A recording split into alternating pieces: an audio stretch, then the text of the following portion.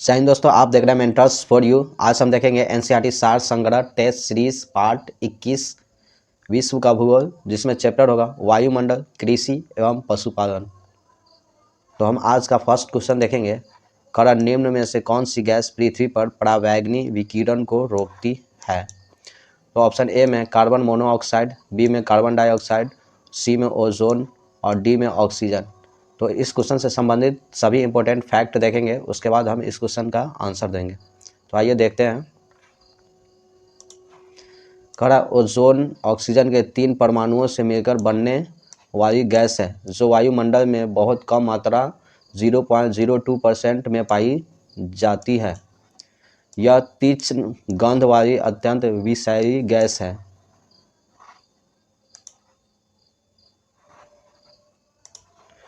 यह ओजोन परत वायुमंडल के ऊपरी परत के रूप में सूर्य से निकलने वाली हानिकारक परावैंगनी विकिरण का अवशोषण कर पृथ्वी पर जीवन की रक्षा करती है। यह परत पृथ्वी की सतह से सामान्यतः 15 से 55 किमी की ऊंचाई तक पाई जाती है।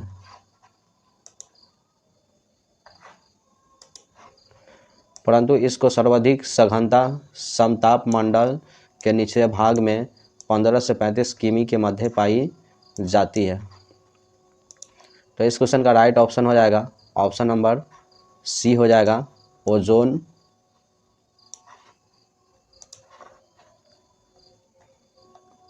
क्वेश्चन नंबर 2 देखेंगे।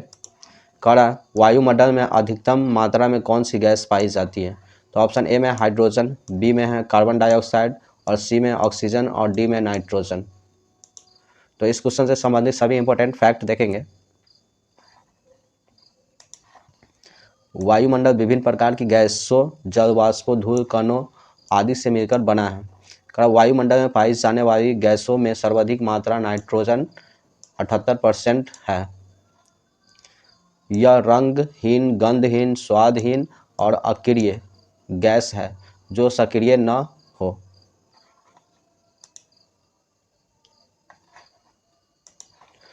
इस गैस को खोज 1772 ईस्वी में स्कॉटिश वैज्ञानिक डेनियल रदरफोर्ड ने की थी।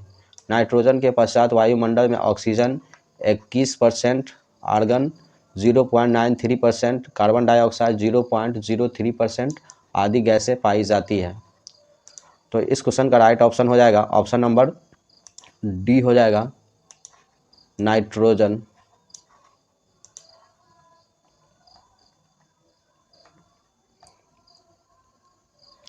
क्वेश्चन नंबर 3 देखेंगे। भूमध्य रेखा के ऊपर लगभग 16 किमी ऊंचाई तक और ध्रुवों के ऊपर लगभग 8 किमी तक वायुमंडलीय क्षेत्र को क्या कहा जाता है? तो ऑप्शन ए में है कड़ा मध्यमंडल, बी में तापमंडल और सी में क्षोभ मंडल और डी में समताप मंडल। तो आइए हम फर्स्ट में इस क्वेश्चन से संबंधित सभी इंपॉर्टेंट फैक्ट देखेंगे। कड़ा पृथ्वी की सबसे निचली परत को क्षोभ मंडल कहते हैं। यह ध्रुवों पर 8 किमी तथा विषुवत रेखा पर 18 किमी की ऊंचाई तक विस्तृत है। यह संवहनीय तरणों, विक्षोभ व संवहन के कारण इस मंडल को क्रमशः संवहनीय मंडल एवं विक्षोभ मंडल के नाम से जाना जाता है। पृथ्वी के वायुमंडल का सर्वाधिक घनत्व इसी मंडल में पाया जाता है, क्योंकि सभी मौसमी घटनाएं इसी मंडल में घटित होती है।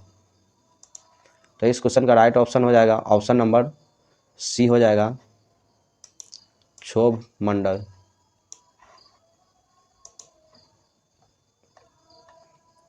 क्वेश्चन नंबर 4 देखेंगे। कड़ा पृथ्वी के वायुमंडल में कितनी ऊंचाई तक गैसों का आवरण है? तो ऑप्शन ए में 100 किमी, ऑप्शन बी में 150 किमी और सी में है 200 किमी और डी में 300 किमी। तो फर्स्ट में इस क्वेश्चन से संबंधित सभी इंपॉर्टेंट फैक्ट देखेंगे। कड़ा वायुमंडल विभिन्न घनत्व व तापमान वाली परतों को आवरण से मिलकर बना है। कड़ा पृथ्वी के वायुमंडल में 200 किमी तक गैसों का आवरण पाया जाता है।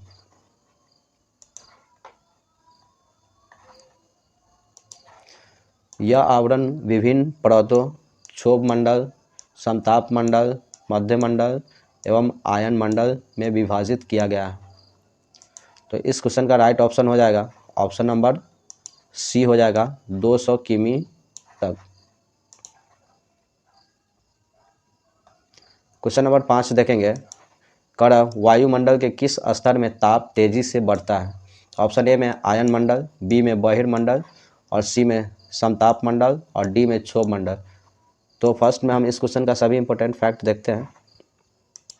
कण वायुमंडल में 640 किमी से ऊपर बहिर्मंडल का विस्तार है। इस मंडल के ऊपर वायु विरल हो जाती है, यानी कि खत्म हो जाती है। इसीलिए इस मंडल के ऊपर तापमान तेजी से बढ़ता है।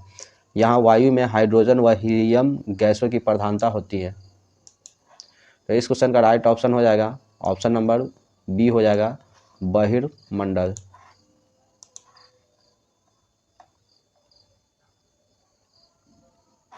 क्वेश्चन नंबर 6 देखेंगे, कण पृथ्वी के धरातल से ऊपर की ओर वायुमंडल के विभिन्न स्तरों का सही अनुक्रम है। तो ऑप्शन ए में है क्षोभ मंडल, समताप मंडल, आयन मंडल, मध्य मंडल। बी में है समताप मंडल, क्षोभ मंडल, आयन मंडल, मध्य मंडल और सी में है क्षोभ मंडल, समताप मंडल, मध्य मंडल, आयन मंडल और ऑप्शन डी में है समताप मंडल, क्षोभ मंडल, मध्य मंडल, आयन मंडल। तो इस क्वेश्चन से संबंधित सभी इंपॉर्टेंट फैक्ट देखेंगे।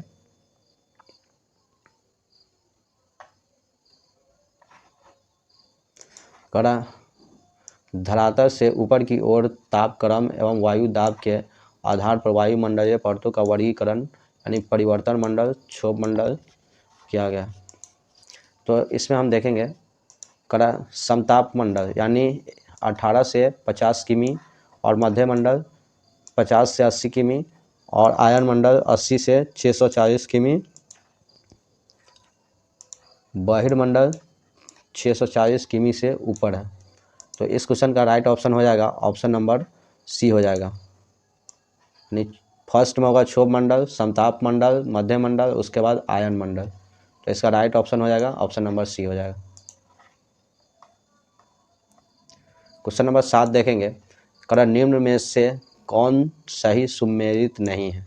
तो ऑप्शन ए में क्षोभ मंडल मौसमी घटनाएं घटित होती है, समताप मंडल ओजोन परत, आयन मंडल पृथ्वी की सतह की ओर परावर्तित रेडियो तरंगें और मध्य मंडल यानी ध्रुवीय ज्योति। तो फर्स्ट में हम इस क्वेश्चन से संबंधित सभी इंपॉर्टेंट फैक्ट देखेंगे। कण मौसमी संबंधी समस्त घटनाएं क्षोभ मंडल में घटित होती है, जबकि पृथ्वी की सतह की ओर रेडियो तरंगों का परावर्तन आयन मंडल से होता है। आयन मंडल में घटित होने वाली घटनाएं प्रमुख घटनाएं इस प्रकार हैं।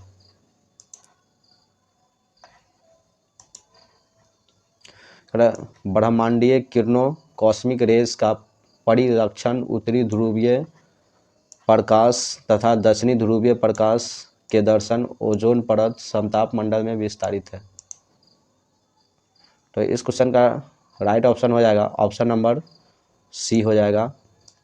आयन मंडल पृथ्वी की सतह की ओर परावर्तित रेडियो तरंगे ये सही इसका सुमेलित नहीं है। बाद बाकी क्षोभ मंडल मौसमी घटनाएं, समताप मंडल ओजोन परत और मध्य मंडल ध्रुवीय ज्योति।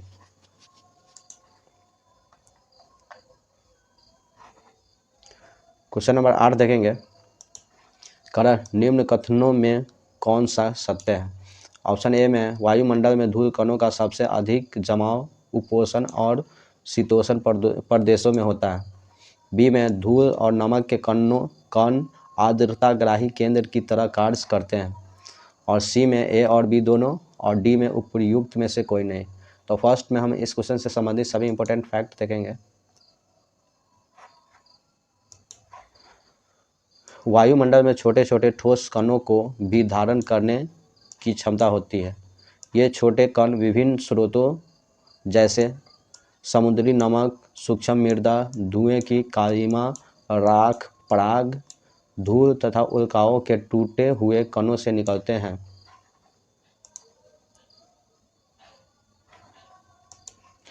उपोष्ण और शीतोष्ण प्रदेशों में सूखी हवा के कारण धूल कणों का सर्वाधिक जमाव पाया जाता है। जो विषुवतीय एवं ध्रुवीय प्रदेशों की तुलना में अधिक मात्रा में होते हैं।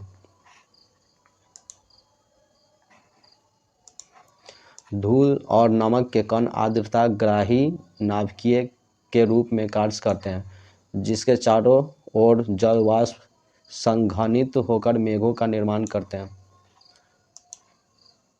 तो इस क्वेश्चन का राइट ऑप्शन हो जाएगा ऑप्शन नंबर सी हो जाएगा, ए और बी दोनों, यानी इसका ऑप्शन ए भी सही है और बी भी सही है।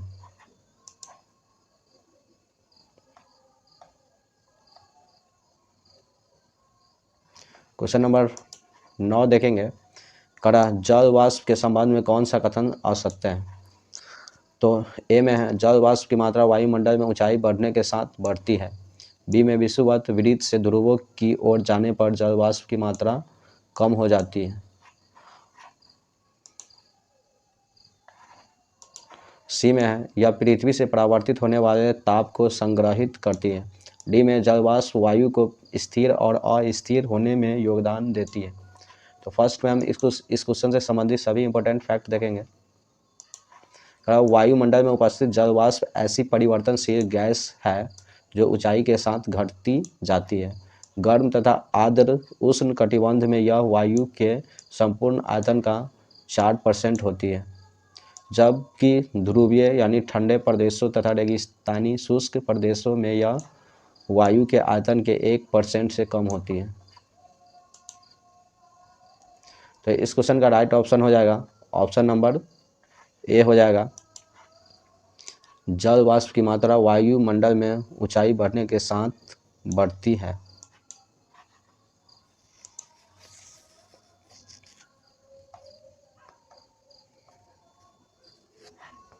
क्वेश्चन नंबर 10 देखेंगे, कड़ा समताप मंडल को जेट विमान की उड़ान के लिए आर्द्र माना जाता है क्योंकि।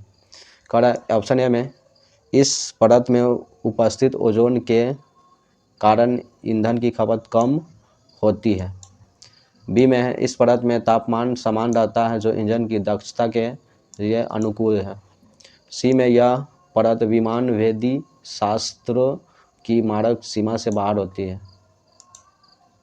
और ऑप्शन डी में है इस परत में बादल निर्माण तथा अन्य मौसमी घटनाएं नहीं होती है। तो इस क्वेश्चन से संबंधित सभी इंपॉर्टेंट फैक्ट देखेंगे। कड़ा क्षोभ मंडल तथा मध्य मंडल के मध्य स्थित समताप मंडल पृथ्वी के वायुमंडल की दूसरी प्रमुख परत है। इस परत में जल वाष्प और मात्रा में पाई जाती है, इसीलिए इस परत में बादल तथा अन्य मौसमी घटनाओं का अभाव पाया जाता है। वायुमंडलीय विक्षोभ से बचने के लिए इसी मंडल में जेट विमान चालक जेट विमान उड़ाना पसंद करते हैं। तो इस क्वेश्चन का राइट ऑप्शन हो जाएगा ऑप्शन नंबर डी हो जाएगा,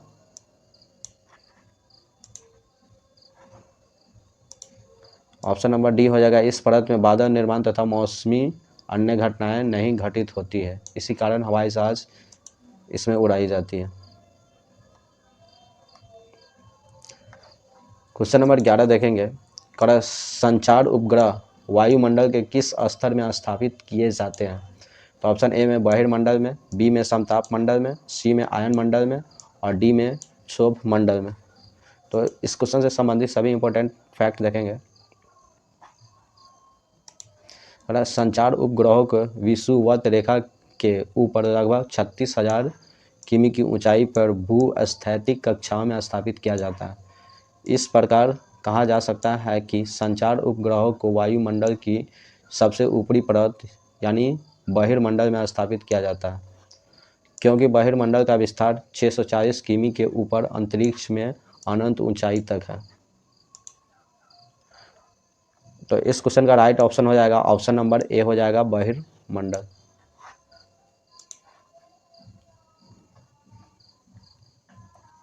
क्वेश्चन नंबर 12 देखेंगे, कड़ा निम्न में से कौन सा विश्व का कॉफ़ी पोर्ट कहा जाता है।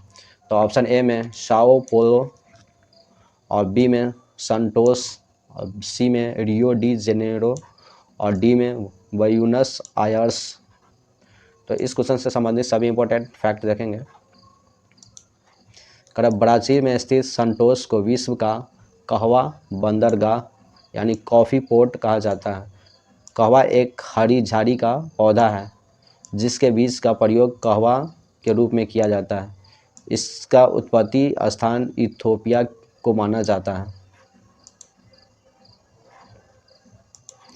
ब्राज़ील में स्थित साओ पाउलो को विश्व का कहवा पात्र कहा जाता है। तो इस क्वेश्चन का राइट ऑप्शन हो जाएगा ऑप्शन नंबर बी हो जाएगा संतोष।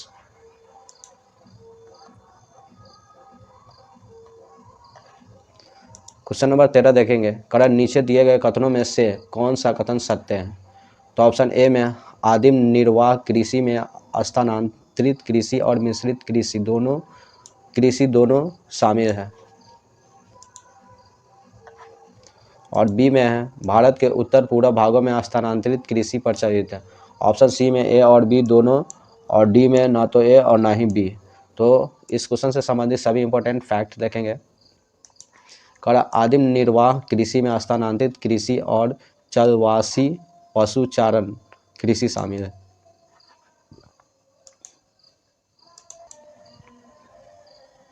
स्थानांतरित कृषि को दहन एवं कर्तन कृषि के रूप में भी जाना जाता है।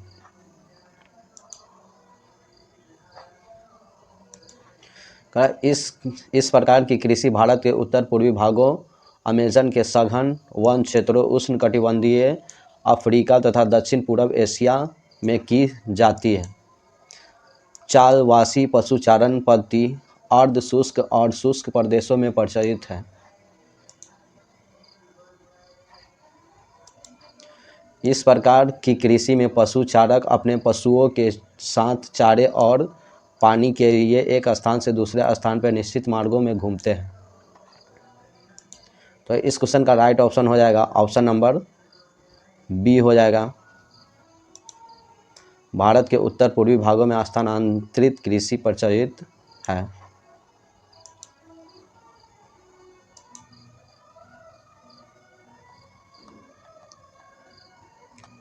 क्वेश्चन नंबर 14 देखेंगे, विश्व का चावल जीन बैंक स्थित है। ऑप्शन ए में चीन में, बी में फिलीपींस में, और सी में जापान में, और डी में भारत में। तो फर्स्ट में हम इस क्वेश्चन से संबंधित सभी इंपॉर्टेंट फैक्ट देखेंगे। अंतर्राष्ट्रीय चावल अनुसंधान संस्थान लॉस बानोस यानी मनीला फिलीपींस में स्थित है। कृषि अनुसंधान और प्रशिक्षण संगठन है। इसकी स्थापना वर्ष 1960 में की गई थी। यहीं पर विश्व चावल जीन बैंक स्थित है, जहां चावल की 1.25 लाख से ज़्यादा किस्में संग्रहित हैं। तो इस क्वेश्चन का राइट ऑप्शन हो जाएगा ऑप्शन नंबर बी हो जाएगा फिलीपींस में।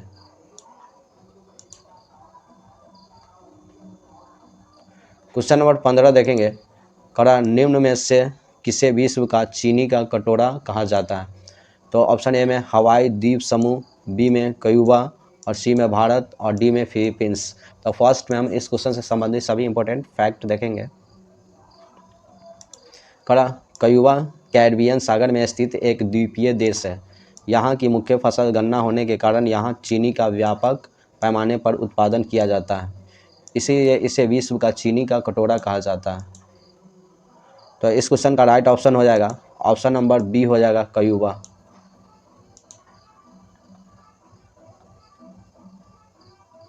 क्वेश्चन नंबर 16 देखेंगे,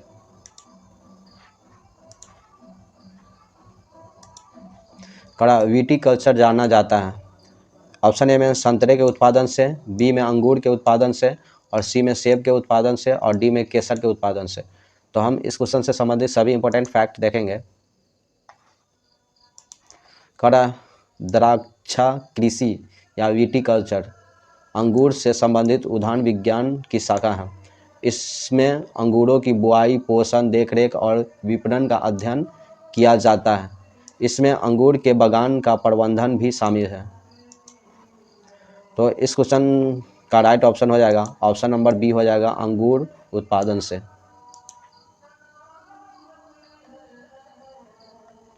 क्वेश्चन नंबर 17 देखेंगे, मूंगफली का मूल स्थान है। ए में ऑस्ट्रेलिया, बी में ब्राज़ील, सी में चीन, और डी में दक्षिण अफ्रीका। तो इस क्वेश्चन का से संबंधित सभी इंपॉर्टेंट फैक्ट देखेंगे। कड़ा मूंगफली एक उष्णकटिबंधीय पौधा है जिसका वनस्पतिक नाम आर्किस हाइपोगिया है।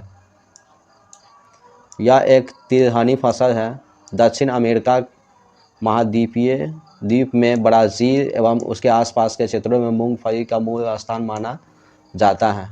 100 ग्राम मूंगफली में 1 लीटर दूध के बराबर प्रोटीन पाया जाता है। तो इस क्वेश्चन का राइट ऑप्शन हो जाएगा ऑप्शन नंबर बी हो जाएगा ब्राज़ील। क्वेश्चन नंबर 18 देखेंगे। निम्न देशों में से किस एक में पहली बार उच्च उपज किस्म के बीज विकसित किए गए थे?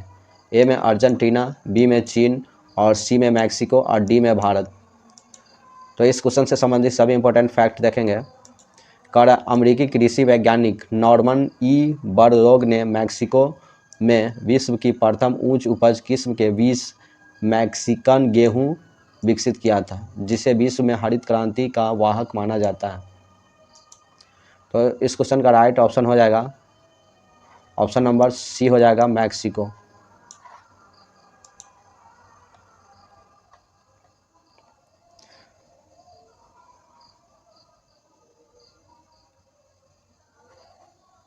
क्वेश्चन नंबर 19 देखेंगे। शहतूश जो विश्व का सबसे सुंदर, गर्म और हल्का ऊन माना जाता है, कहाँ पैदा होता है? तो ऑप्शन ए में नेपाल, बी में उज्बेकिस्तान, सी में चीन और डी में बांग्लादेश। तो इस क्वेश्चन से संबंधित सभी इंपॉर्टेंट फैक्ट देखेंगे। विश्व का सबसे सुंदर, गर्म एवं हल्का ऊन माना जाने वाला शहतूश चीन में पैदा होता है, क्योंकि चिरू यानी तिब्बती एंटीलोप मूल रूप से चीन के स्वायत्त क्षेत्र तिब्बत में पाए जाते हैं। चिरू के बालों से तैयार ऊन से ऊनी शॉल बनाई जाती है। तो इस क्वेश्चन का राइट ऑप्शन हो जाएगा ऑप्शन नंबर सी हो जाएगा चीन हो जाएगा।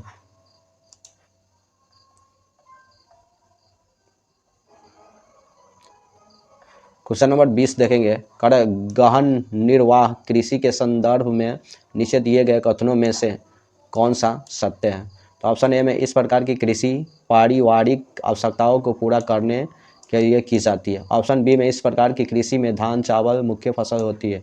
सी में यह कृषि दक्षिण पूर्व एशिया एवं पूर्व एशिया के सघन जनसंख्या वाले मानसूनी प्रदेशों में प्रचलित है। और ऑप्शन डी में उपर्युक्त में सभी। तो इस क्वेश्चन से संबंधित सभी इंपॉर्टेंट फैक्ट देखेंगे।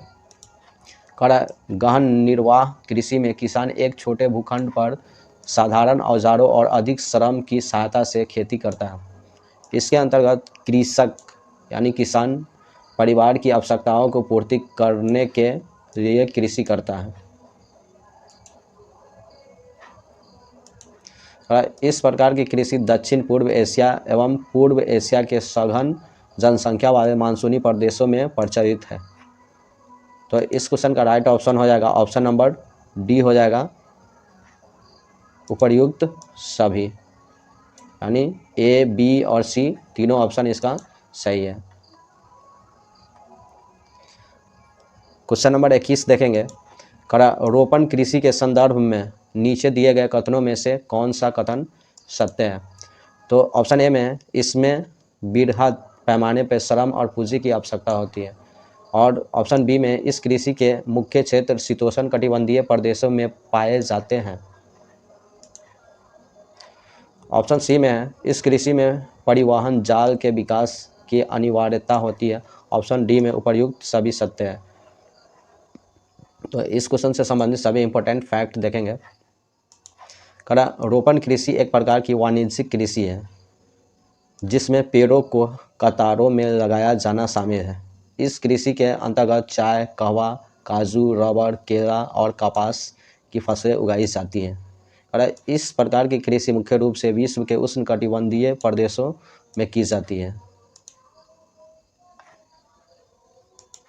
और जिसमें वृहद पैमाने पर सस्ते श्रम और पूंजी की आवश्यकता होती है। रोपण कृषि के अंतर्गत पेड़ों की कतारों के बीच के स्थान में अन्य फसलों का उगाया जाना क्रॉसिंग कहलाता है। तो इस क्वेश्चन का राइट ऑप्शन हो जाएगा ऑप्शन नंबर डी हो जाएगा, उपर्युक्त में से सभी। इसका यानी इसका सभी ऑप्शन सही होगा, यानी ऑप्शन ए भी, बी भी और सी तीनों ऑप्शन सही होगा।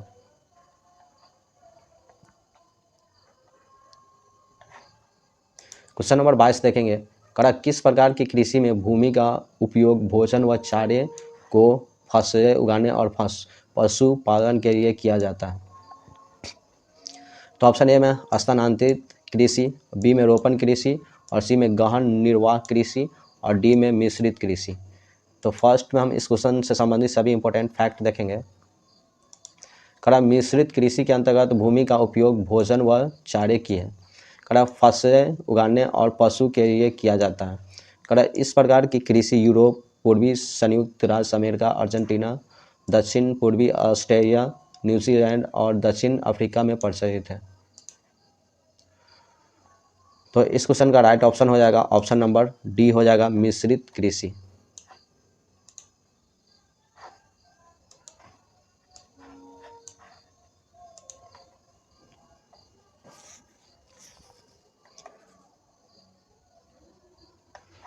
क्वेश्चन नंबर 23 देखेंगे, कड़ा निम्न में से कौन सी मृदा गेहूं की कृषि के लिए सबसे उपयुक्त है, यानी सबसे अच्छी मानी जाती है। तो ऑप्शन ए में जलोढ़ मृदा और बी में काली मिट्टी और सी में दोमट मिट्टी और डी में लैटेराइट मिट्टी। तो इस क्वेश्चन से संबंधित सभी इंपॉर्टेंट फैक्ट देखेंगे। कड़ा गेहूं के वर्धन काल यानी बढ़ते समय में मध्यम तापमान एवं वर्षा और शस्य कर्तन यानी फसल की कटाई के समय तेज धूप की आवश्यकता होती है। कड़ा इसका विकास सुअपवाहित दोमट मिट्टी में सर्वोत्तम ढंग से होता है। चीन विश्व में सबसे अधिक गेहूं का उत्पादन करता है, जबकि भारत दूसरे स्थान पर है। तो इस क्वेश्चन का राइट ऑप्शन हो जाएगा ऑप्शन नंबर सी हो जाएगा, दोमट मिट्टी। Thank you for watching mentors. Like कीजिए, कमेंट कीजिए और सब्सक्राइब कीजिए और मेंटर्स के साथ बने रहिए। अपने दोस्तों में इस टेस्ट सीरीज़ को शेयर करते रहे।